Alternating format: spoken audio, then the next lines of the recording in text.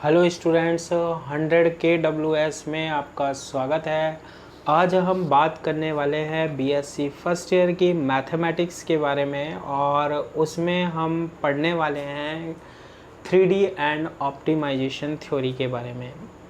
और BSc first year में जो मैथमेटिक्स है, इसमें कोई सी भी बुक हो आपके पास, कोई सा भी पेपर हो, उसमें 5 यूनिट है। तो हम सबसे पहले एक यूनिट बात कर रहे हैं और सबसे पहले हम इसमें पढ़ने वाले हैं स्पेयर के बारे में, यानी गोले के बारे में। सबसे पहले क्या स्टार्ट करने वाले हैं हम? स्पेयर यानी गोला। तो देखो, स्पेयर या गोले को समझाने के लिए हम पहले 2D की बात कर रहे हैं, 2 डायमेंशनल की बात कर रहे हैं। किसकी? 2 डायमेंशनल की। उसमें हम क्या करते हैं, एक फिक्स्ड पॉइंट लेते हैं, एक फिक्स्ड पॉइंट लेते हैं, यानी कि स्थिर बिंदु लेते हैं। ठीक है। अब हम क्या करते हैं, इससे कुछ डिस्टेंस पर गए। ये मान लो आपके पास ये एक रोड है, ये रोड की लेंथ या लंबाई कम नहीं हो सकती है। ये रोड की जो लेंथ है, लंबाई है, वो कम नहीं हो सकती है। और ये इसका क्या है? दूसरा पॉइंट है। ये बात ध्यान रखना, ये जो डिस्टेंस है ना, ये हमेशा कितनी रहेगी? फिक्स ही रहेगी। सपोज करो कितनी है? ये r है। अब इस पॉइंट को अगर हम रोटेट करा सकते हैं, घुमा सकते हैं, तो बताओ कैसे घुमा सकते हैं? 2 डायमेंशनल या द्विविमीय में क्या होते हैं? केवल 2 अक्ष होते हैं, x और y। यानी इस प्लेन की बात करते हैं, तल की बात करते हैं। तो ये जो पॉइंट है वो इस तरीके से घूमता है, ये इधर आ जाएगा, फिर इधर आ जाएगा, फिर ऐसे आ जाएगा, फिर ऐसे ऐसे ऐसे ऐसे ऐसे करता करता ये वापस आ जाएगा। तो इस पॉइंट का लोकस या बिंदु पथ क्या हुआ? ये जो पॉइंट P है, इसका लोकस या बिंदु पथ क्या हुआ भाई? ये पॉइंट यहाँ से यहाँ गया, यहाँ से यहाँ, फिर यहाँ आया, फिर यहाँ आया, फिर यहाँ आया, फिर यहाँ आया, फिर यहाँ। तो ये जहाँ जहाँ जा रहा है वो इसका क्या कहलाता है? लोकस कहलाता है, बिंदु पथ। अरे भैया, इसका रास्ता क्या है, पाथ क्या है इसका जाने का? ये ही है, ये देखो, ये ऐसे जा रहा। तो ये लोकस कहलाता है इसका, ये बिंदु पथ कहलाता है। किसका? इस पॉइंट P का। और जब ये P जब ये आ जाएगा, पूरा लोकस बना देगा, पूरा बिंदु पथ बना देगा ना, तो ये कौन सी शेप बन जाती है? सर्किल बन जाती है, वृत्त बन जाती है। क्या बन जाती है? सर्किल बन जाती है, वृत्त बन जाती है। ये 2D में होता है हमारे पास। किसमें होता है हमारे पास? 2D, द्विविमीय में होता है। अब हम बात करते हैं किसकी? 3D की, यानी 3 डायमेंशनल की। और 3D यानी 3 डायमेंशनल आप जानते हो, एक्स एक्सिस होता है, वाई एक्सिस होता है और जेड एक्सिस होता है। अब 3D में क्या होता है, वापस से हम एक पॉइंट ले लेते हैं। ये जो पॉइंट है, ये एक स्थिर बिंदु है, फिक्स्ड पॉइंट है, ये फिक्स्ड पॉइंट है। ठीक है। और यहाँ से हमने एक निश्चित दूरी पर, एक सर्टेन डिस्टेंस पर, ये दूरी कभी भी चेंज नहीं होनी चाहिए। ये दूरी, ये डिस्टेंस कभी भी चेंज नहीं होनी चाहिए। कितनी है? ये r है। इस पर एक पॉइंट क्या है? P है। अब इस पॉइंट P को, इस बिंदु P को अब हम इधर उधर लेकर जाते हैं। त्रिविमीय, 3 डायमेंशनल का मतलब क्या होता है? एक्स अक्ष में, वाई अक्ष में, या बाहर की ओर जेड अक्ष में, कहीं भी चाहे ये पॉइंट यूं ऐसे इधर उधर जा सकता है। तो जब ये पॉइंट को हम इधर उधर ले जाते हैं, कहीं इधर आगे भी पीछे भी, तो ये क्या बनाता है हमारे पास? एक स्फीयर बनाता है। क्या बनता है? ये स्फीयर बनता है, गोला बनता है। स्फीयर या गोला जो होता है हमारे पास, वो क्या होता है? 3D होता है, त्रिविमीय होता है। स्फीयर या गोला कैसा होता है? त्रिविमीय या 3D होता है। और ये जो फिक्स डिस्टेंस होती है ना, ये निश्चित दूरी पर जो ये पॉइंट P लिया है, ये r, ये r इसकी क्या होती है?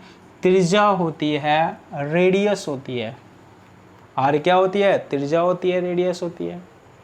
तो 3D में क्या बन जाता है हमारे पास, स्फीयर या गोला बन जाता है, और 2D में हमारे पास क्या बनता है, सर्किल या वृत्त बनता है। तो हम इस यूनिट में किसके बारे में डिस्कस करने वाले हैं, स्फीयर के बारे में, गोले के बारे में। क्लियर है। एक फिक्स्ड पॉइंट लेते हैं, एक निश्चित बिंदु लेते हैं एरिया, उससे एक फिक्स डिस्टेंस पर निश्चित दूरी पर एक पॉइंट P लेते हैं, ले लिया। इस पॉइंट P को, बिंदु P को इधर उधर ले जाओ, इधर ले गए, इधर ले गए, तो इसका जो लोकस होता है, बिंदु पथ होता है, जहां जहां ये जाता है, तो ये क्या बना देता है हमारे पास, उसको हम मिला देंगे सारे पॉइंटों को, तो क्या बनता है हमारे पास, स्फीयर बनता है, गोला बनता है। और ये जो फिक्स डिस्टेंस होती है ना, निश्चित दूरी होती है, वो त्रिज्या या रेडियस होती है। जबकि सर्किल में भी ये त्रिज्या या रेडियस होती है, ये 2D होता है द्विवी में, और ये क्या होता है हमारे पास, 3D में होता है, 3 डायमेंशनल होता है। तो हम यहाँ पर पूरी यूनिट में किसके बारे में डिस्कस करेंगे, एक एक कॉन्सेप्ट के बारे में, स्फीयर के बारे में। सबसे पहले ही हमने स्टार्ट किया है क्या, स्फीयर। तो ये हमारे पास क्या हो गया, स्फीयर हो गया।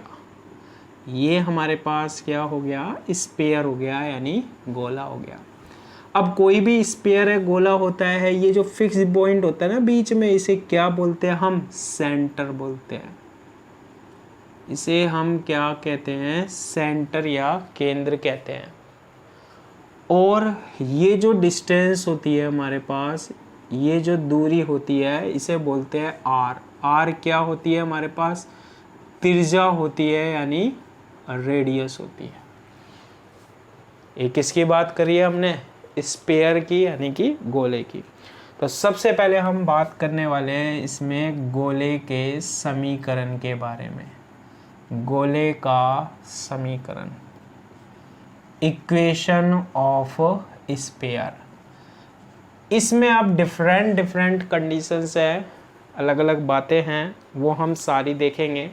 तो सबसे पहले जो बात हम करने वाले हैं वो क्या है, ध्यान से सुनना। यदि गोले का केंद्र, यदि गोले का केंद्र A, B, C तथा त्रिज्या R हो तो, फर्स्ट केस क्या है, if the centre of sphere A, B, C and radius कितनी है हमारे पास, R है। रेडियस कितनी है, R है। तो हमें क्या बताना है, इक्वेशन ऑफ स्फीयर बतानी है, मतलब गोले का समीकरण क्या होगा। इक्वेशन ऑफ स्फीयर, सेंटर तो क्या बोला है, ये देखो, ये मैंने क्या मान लिया, स्फीयर मान लिया, गोला मान लिया। ये इसका क्या हो गया, सेंटर हो गया। सेंटर या केंद्र के कोऑर्डिनेट्स दे रखे, निर्देशांक A, B, C हो गया। सेंटर या केंद्र क्या है, A, B, C। इसकी रेडियस या त्रिज्या कितनी हो गई हमारे पास, R हो गई। 3 डायमेंशनल होता है ये, X, Y और Z। अब हमें क्या बतानी है, इसकी इक्वेशन बतानी है, इसकी क्या बतानी है, हमें समीकरण बतानी है। तो इसकी समीकरण या इक्वेशन बनाने के लिए आप एक चीज़ करो कि यहाँ स्फीयर या गोले पर एक पॉइंट मान लो, क्या, P। क्या मान लो, P। इस पॉइंट P के कोऑर्डिनेट्स या निर्देशांक हमने क्या मान लिया, X, Y, Z मान लिए। मान लोगे इसके कोऑर्डिनेट्स या निर्देशांक क्या मान लोगे, X, Y, Z। अब हम क्या करते हैं, चलो सेंटर को O मान लो या C मान लो, एक ही बात है।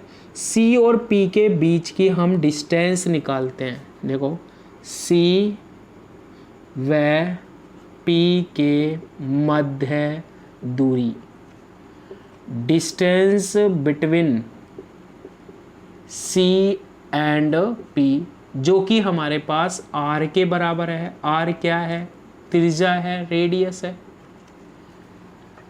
C और P के बीच में जो डिस्टेंस है, दूरी है, वो क्या है, R है।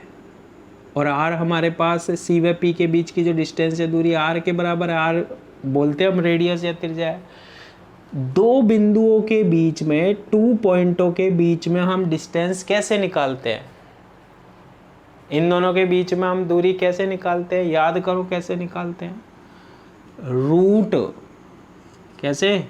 रूट, इसका कोऑर्डिनेट्स क्या है? x और इसका क्या है? a। तो x माइनस a, इसका क्या? होल स्क्वायर, प्लस इसका y, इसका b, y माइनस b, इसका क्या? होल स्क्वायर, प्लस इसका coordinate z, z minus c, इसका क्या? Whole square. और ये किसके इक्वल होगा? हमारे पास r के। या इसको ऐसे भी लिख सकते हैं, इस पे रूट हटा देंगे तो ये आर स्क्वायर इसके बराबर आएगा, एक्स माइनस ए का whole square, y minus B का होल स्क्वायर, जेड माइनस सी का whole square equal to r. मतलब अगर एक पॉइंट ये है, दूसरा पॉइंट ये है, इन दोनों के बीच की डिस्टेंस आर है, अगर पॉइंट पता हो तो कैसे निकाल सकते हैं? रूट एक्स माइनस ए का whole square, y minus B का होल स्क्वायर और जेड माइनस सी का होल स्क्वायर। इससे हम आर की वैल्यू हमने फाइंड आउट कर ली। इसका स्क्वायर करेंगे तो हमारे पास क्या बनेगा? x माइनस ए का whole square plus Y minus B का होल स्क्वायर और z माइनस सी का होल स्क्वायर इक्वल टू क्या? R square. ये किसका इक्वेशन होता है? किसका समीकरण होता है? गोले का समीकरण होता है, इक्वेशन ऑफ स्फीयर होता है। जब उसका सेंटर या केंद्र कितना हो? a, b, c हो और रेडियस या त्रिज्या कितनी हो? r हो। ठीक है। अगर ऐसे नहीं निकालने आता तो आप ऐसे भी समझ सकते हो इसको, डिस्टेंस या दूरी को निकालने के लिए।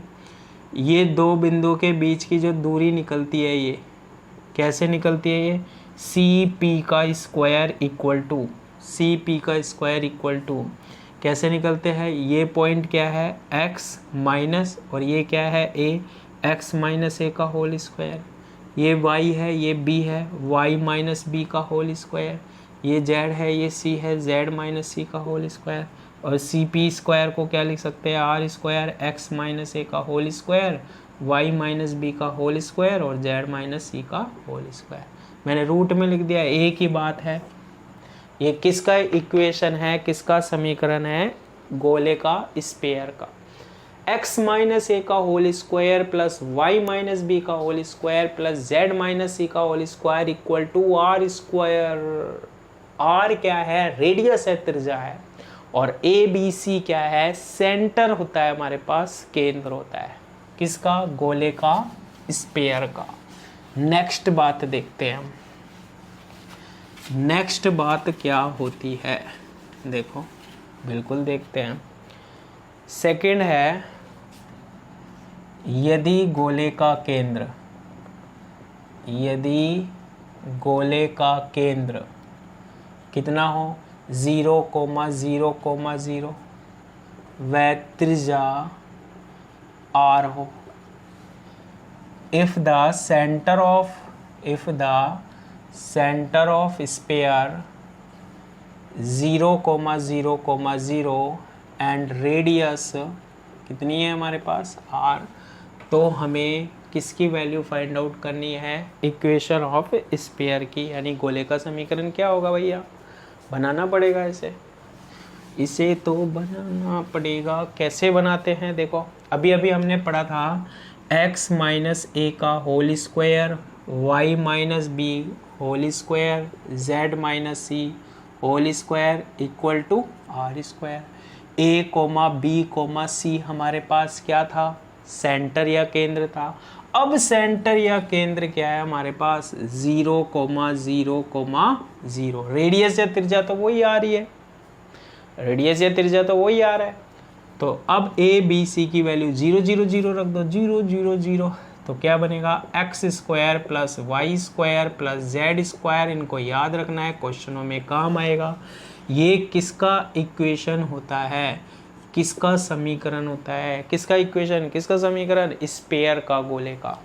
कब?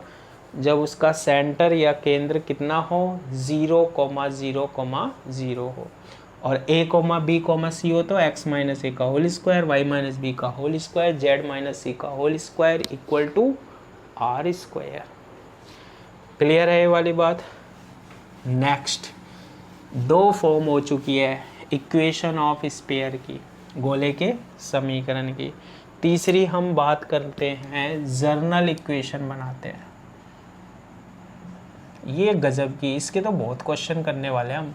जर्नल इक्वेशन ऑफ स्फीयर यानी गोले का व्यापक समीकरण, गोले का व्यापक समीकरण। ठीक है, देखो इसको हम कैसे ड्राइव करते हैं। सबसे पहले तो हम इक्वेशन ऑफ स्फीयर देखते हैं, गोले का समीकरण देखते हैं, जिसका केंद्र यानी सेंटर ए कोमा बी कोमा सी है, जिसकी रेडियस या त्रिज्या कितनी है, आर है, उसके लिए बनाते हैं। क्या होता था इक्वेशन, x माइनस ए का whole square plus y minus B का whole square plus z minus सी का whole square equal to are square. बोलने में क्या है, जैसे मर्जी है वैसे बोल सकते हैं ना। अब हम इसके जो होल स्क्वायर है इसको हम सोल्व करते हैं, तो क्या होगा, x का स्क्वायर यानी a का स्क्वायर, ठीक है, x का स्क्वायर, a माइनस बी का होल स्क्वायर, a का square minus 2ax plus a minus B का होल स्क्वायर सोल्व करो, y का स्क्वायर प्लस b का square minus 2by plus z minus सी का होल स्क्वायर सोल्व करो, z square plus c square minus 2cz equal to are square आ जाएगा। अब इसमें देखो एक्स स्क्वायर स्क्वायर वाली टर्म हम पहले लिख लेते हैं, क्या आएगी, X square plus Y square plus Z square आ जाएगा।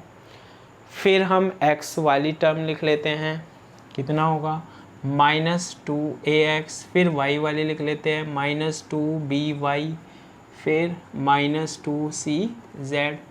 अब क्या बचेगा, ए स्क्वायर वाली बच रही है, A square plus B square plus C square, A square plus B square plus C square, और ये आर स्क्वायर को इक्वल से पहले लेकर आए, आर स्क्वायर इक्वल टू 0।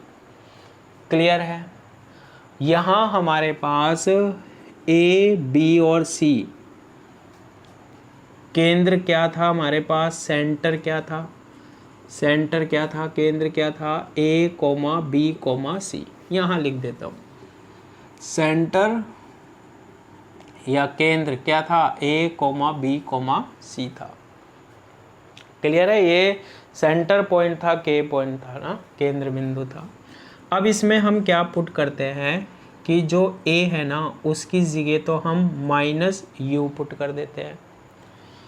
ध्यान रखना, बी जो है उसकी जगह हम माइनस वी पुट कर देते हैं, सी जो है उसकी जगह हम माइनस डब्ल्यू पुट कर देते हैं। क्यों रखते हैं ये, क्यों पुट कर रहे हैं, हम जर्नल इक्वेशन बना रहे हैं, हम व्यापक समीकरण बना रहे हैं।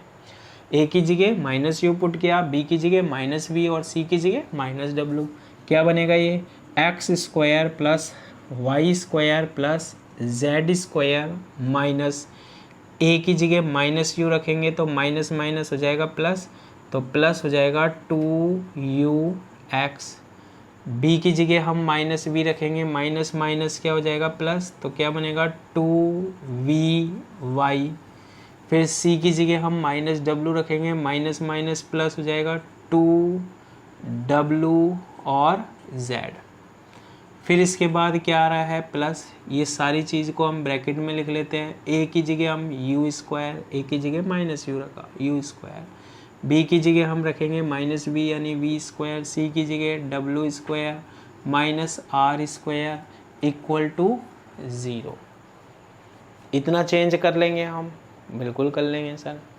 अब इसके बाद x square plus Y square plus Z square plus ये होगा 2ux plus 2vy plus 2wz, और ये पूरी जो टर्म आ रही है ना इसको हम किसके इक्वल मान लेते हैं, d के।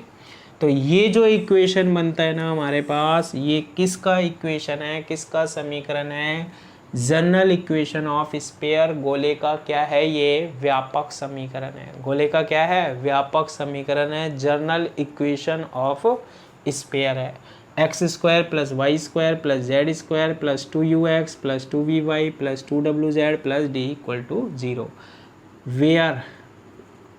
वेयर जहाँ डी की वैल्यू क्या है, ये पूरा मान लिया हमने, u square plus v square plus डब्ल्यू स्क्वायर माइनस आर स्क्वायर।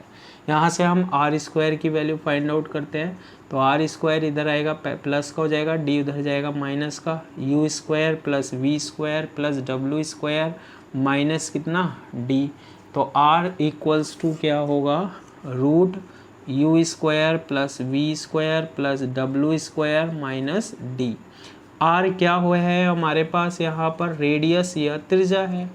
तो जब भी आप जर्नल इक्वेशन बनाओगे, व्यापक समीकरण बनाओगे, तो उसकी जो रेडियस होगी ना, उसकी जो त्रिज्या होगी स्फीयर या गोले की, वो कैसे निकाल सकते हैं, r equals to root u square plus v square plus डब्ल्यू स्क्वायर माइनस डी से निकाल सकते हैं। और सेंटर या केंद्र क्या होगा, सेंटर या केंद्र क्या होगा स्फीयर का, स्फीयर की रेडियस या त्रिज्या तो ये हो गया, सेंटर या केंद्र क्या हो गया, पहले क्या था ए बी सी। अब हमने यहाँ पर ए की जगह क्या पुट कर दिया, माइनस यू, बी की जगह क्या पुट कर दिया, माइनस वी, और सी की जगह क्या पुट कर दिया, माइनस डब्ल्यू।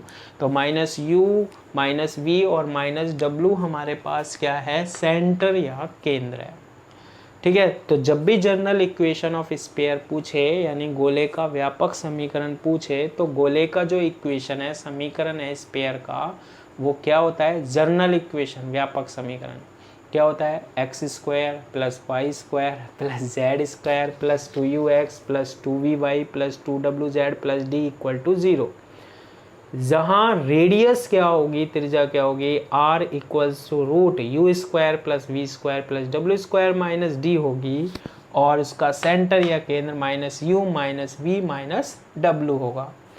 इस पर बेस्ड हम एक क्वेश्चन देखते हैं और उसको बनाएंगे, देखना कितना इजी है। और इसके जैसे बहुत से न्यूमेरिकल है, उसको फिर आप बना सकते हो अगर ये वाली चीज़ें आपको पता हो तो। और इसके बहुत सारे क्वेश्चन हम करने वाले हैं। देखो, हमारे पास एक गोला है, स्फीयर है, और इस गोले और स्फीयर की हमारे पास इक्वेशन दे रही है 7x square plus 7y square plus 7z square, 7x square plus 7y square 7z square minus 6x minus 3y minus 6x minus 3y minus 2z equal to 0। और क्या बोल रहा है हमसे क्वेश्चन में, रेडियस यानी क्या, त्रिज्या फाइंड आउट करनी है हमारे पास, रेडियस या त्रिज्या फाइंड आउट करनी है। और सेकंड सेंटर यानी केंद्र फाइंड आउट करना है। ये दो वैल्यू आपको क्या करनी है, फाइंड आउट करनी है, निकालनी है। ठीक है, कैसे निकालते हैं, कैसे फाइंड आउट करते हैं, देखो अब आप।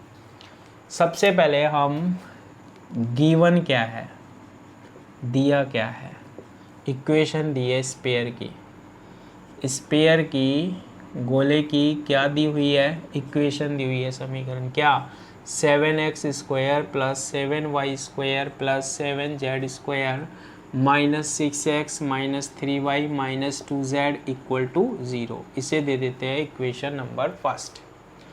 इसके बाद आप जर्नल इक्वेशन लिखो। जब भी ऐसा क्वेश्चन आए ना, जर्नल इक्वेशन से सॉल्व करना, ये बात आ जाए जब भी, जर्नल इक्वेशन यानी क्या, व्यापक समीकरण। और ये मैंने बताई है व्यापक समीकरण का फॉर्मूला क्या होता है, x square plus Y square plus Z square plus 2ux plus 2vy plus 2wz plus d equals to 0। Equation number 2 क्या फाइंड आउट करनी है हमें, रेडियस या त्रिज्या। ये काम बार बार करने वाले हैं, आगे डायरेक्ट भी करेंगे, तो आप इसको ध्यान रखो। इसके बाद इनको क्या करना, कंपेयर करना, तुलना करना है इसकी। देखो कंपेयर करते हैं, तुलना करते हैं, लेकिन उससे पहले देखो ये x square y square z square की फॉर्म है, जबकि एक्स स्क्वायर के आगे यहाँ पर कितना आ रहा है, देखो 7 7 7 आ रहा है। तो मैं इसको इजी बनाने के लिए, चलो और इजी बनाने के लिए मैं इसको क्या करता हूँ, 7 से डिवाइड कर देता हूँ। क्या करेंगे, 7 से डिवाइड होगा तो एक्स स्क्वायर रह जाएगा, वाई स्क्वायर रह जाएगा, ऐसे ही बना लेना हम। यहाँ क्या हो जाएगा, जेड स्क्वायर हो जाएगा, फिर हो जाएगा -6/7 एक्स हो जाएगा, -3/7 वाई हो जाएगा, -2/7 जेड हो जाएगा, इक्वल टू 0। ऐसी बन जाएगी। अब इससे और इसको कंपेयर करना, तुलना करना इजी हो जाता है। इससे सीधा नहीं होगा ना, देखो x square y square z square बन गया। अब कंपेयर करो इसको, कंपेयर तुलना करो। इसकी कंपेयर या तुलना करोगे तो देखो ये इसका कोफिशिएंट या गुणांक 1, इसका भी 1, कोई दिक्कत नहीं है, इसका भी 1 1, इसका भी 1 1। यहाँ x का देखो, x का कोफिशिएंट या गुणांक कितना है, 2u, और यहाँ x का कोफिशिएंट या गुणांक कितना है, -6/7 है। तो u की वैल्यू तुलना कर रहे हैं ना, x का -6/7, x का 2u, तो 2u बराबर इक्वल टू -6/7। तो ये आएगा -6/2 को 7 से गुना करा 14 आएगा, तो -2 से डिवाइड किया 3/7। तो ये किसकी वैल्यू आ गई हमारे पास, u की वैल्यू आ गई। फिर देखो यहाँ पर y का कोफिशिएंट या गुणांक कितना है, 2v है। यहाँ y का कोफिशिएंट या गुणांक कितना है, -3/7 है। तो यहाँ से v की वैल्यू निकलेगी हमारे पास, 2 इधर मल्टीप्लाई हो गया, 3/14 आ जाएगी। बिल्कुल इजी हो गया सर। z देखो यहाँ पर, z का कोफिशिएंट या गुणांक कितना है, 2w। यहाँ z का कोफिशिएंट या गुणांक -2/7, तो 2w किसके इक्वल होगा, -2/7 के। 2 से 2 कैंसिल, तो w की वैल्यू कितनी आएगी, -1/7 आएगी। लास्ट यहाँ d है, यहाँ कोई कांस्टेंट टर्म है क्या, नहीं है, तो d किसके इक्वल हो गया हमारे पास, 0 के। कर लिया कंपेयर, तुलना कर ले, बिल्कुल कर ले। अब आप सेंटर निकाल दो, सेंटर या केंद्र निकाल दो। सेंटर या केंद्र का फॉर्मूला -u -v -w। तो u कितना है, -3/7 है। इसको किससे हम मल्टीप्लाई करेंगे, किससे करने वाले हैं मल्टीप्लाई, माइनस से ही कर दो आप, है ना। माइनस से मल्टीप्लाई करेंगे तो ये प्लस हो जाएगा, तो कितना बनेगा, 3/7। फिर -v निकालना है, v ये है, माइनस से और गुना करो, कितना आएगा, 3/14 आएगा। -1/7 है, माइनस से मल्टीप्लाई कर दो, माइनस माइनस प्लस, तो कितना आ जाएगा, 1/7। तो ये इसका क्या आ गया, स्फीयर या गोले का सेंटर आ गया, केंद्र आ गया। सेकंड हम इसकी क्या फाइंड आउट कर रहे थे, रेडियस या त्रिज्या। सर बहुत जल्दी जल्दी बना रहे हैं, अरे ऐसे ही बनाते हैं हम। क्या होता है, √u² + v² + w² - d। तो r = रूट। अब आप इसमें वैल्यू रखो, देखो u की वैल्यू कितनी है, u है 3/7, तो 3/7 का होल स्क्वायर हो गया। u की वैल्यू -3/7 है, -3/7। v कितना है, v है -3/14, -3/14 का होल स्क्वायर हो गया। w कितना है, -1/7, -1/7 इसका होल स्क्वायर हो गया। d कितना है, 0, तो ये 0। और इसको जब हम सोल्व करेंगे तो आंसर आ जाएगा शायद, आई थिंक 1/2 आएगा। जो भी आएगा आप उसको सोल्व कर लेना। इस तरीके से हम रेडियस और त्रिज्या को फाइंड आउट कर सकते हैं।